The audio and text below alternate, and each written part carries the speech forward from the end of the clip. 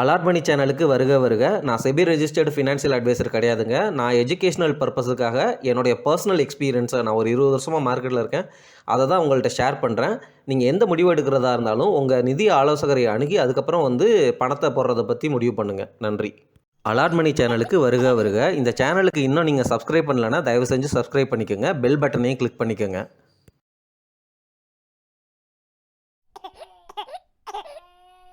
அனைவருக்கும் வணக்கம். நம்ம வீடியோக்கள் தொடர்ந்து போட்டுக்கிட்டே வர்றோம். வியூஸு, சப்ஸ்கிரைபர் கவுண்ட்டு ரொம்ப கம்மியாக இருக்குதுன்னு நான் உங்கள்கிட்ட சொல்லிக்கிட்டே இருக்கேன். நீங்கள் இந்த வீடியோ ஒருவேளை உங்களுக்கு பிடிச்சிருக்கு அப்படின்னா தயவு செஞ்சு லைக் பண்ணுங்கள், உங்கள் ஃப்ரெண்ட்ஸ் சர்க்கிளில் ஷேர் பண்ணுங்கள்.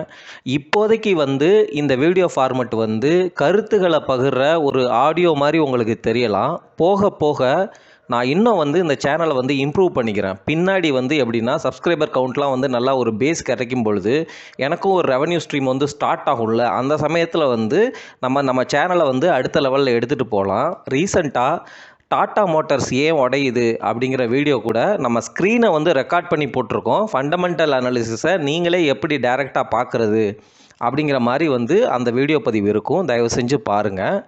இந்த வீடியோ பதிவில் நான் சொல்ல வர்ற கருத்து என்ன அப்படின்னா, ஒவ்வொரு காலகட்டத்திலையும் ஒவ்வொரு அசட் கிளாஸ் நல்லா பண்ணும், ஒவ்வொரு காலகட்டத்திலையும் ஒவ்வொரு செக்டர் நல்லா பண்ணும்.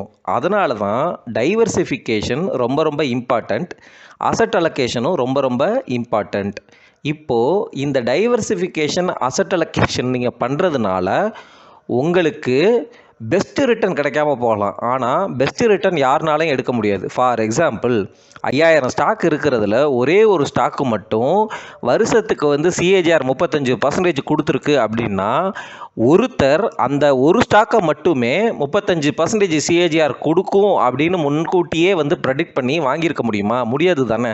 யாருனாலையும் அப்படி பண்ண முடியாது. ஸோ அதுக்கு நம்ம எய்ம் பண்ண வேணாம்.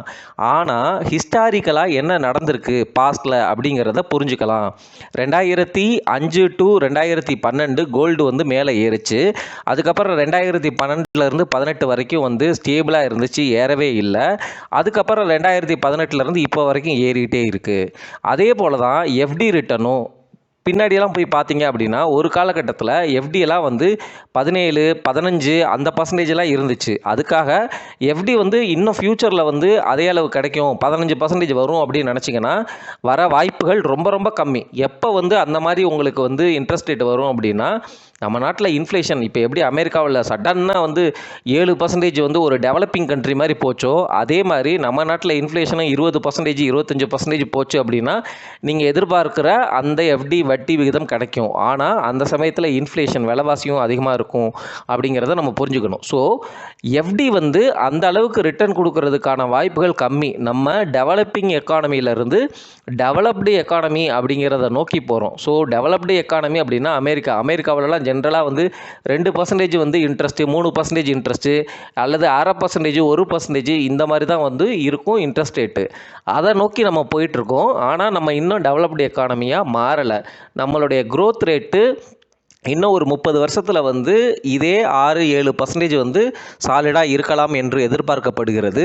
ஆனால் நம்ம டெவலப்டு எக்கானமியாக அந்த 30 வருஷத்தில் மாறி இருப்போமா அப்படின்னா அது மிகப்பெரிய கேள்விக்குறி.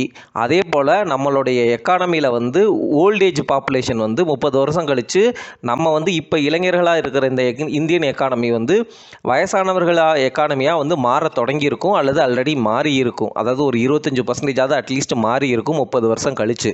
அப்போ என்ன மாதிரி சேலஞ்சஸ் நம்ம ஃபேஸ் பண்ண போகிறோம் அப்படிங்கிறது யாருக்குமே இப்போ தெரியாது. ஸோ நான் சொல்ல வர்ற பாயிண்ட் என்ன அப்படின்னா, ஒரு காலகட்டத்தில் இண்டெக்ஸ் பார்த்தீங்கன்னு வச்சுக்கோங்களேன், நல்லாவே பெர்ஃபார்ம் பண்ணாது. ஆனால் இண்டிவிஜுவல் ஸ்டாக்ஸ் நல்லா பண்ணும். சில காலகட்டத்தில் இண்டிவிஜுவல் ஸ்டாக்ஸ் நல்லா பண்ணாது, லார்ஜ் கேப் நல்லா பண்ணும். லார்ஜ் கேப் நல்லா பண்ணாது அல்லது ஸ்மால் கேப்பு, மிட் கேப் நல்லா பண்ணும். ஸோ நீங்கள் life insurance, health insurance, gold வாங்கிட்டு டெப்ட் ஃபண்டில் ஒரு அலோகேஷனை வச்சுட்டு எஃப்டிலையும் கொஞ்சம் அலோகேஷன் வச்சு குஷனை ரெடி பண்ணிவிட்டு அதுக்கப்புறம் இண்டெக்ஸில் Nifty 50, Nifty next 50 plus thematic ETFs உங்களுக்கு பிடிச்சது கொஞ்சம் சிப் பண்ணிகிட்டே வாங்க. அதுக்கப்புறம் டைரக்ட் ஸ்டாக் இன்வெஸ்டிங்குள்ளே வாங்க. நீங்கள் வெறும் 50,000 அந்த ரேஞ்சு தான், அல்லது 1 லட்சம்னு வச்சுக்கலாமே, இந்த 12 லட்சம் கொடுத்ததுலேருந்து 1 லட்சமே உங்களுடைய இன்கம்னே வச்சுக்கலாம்.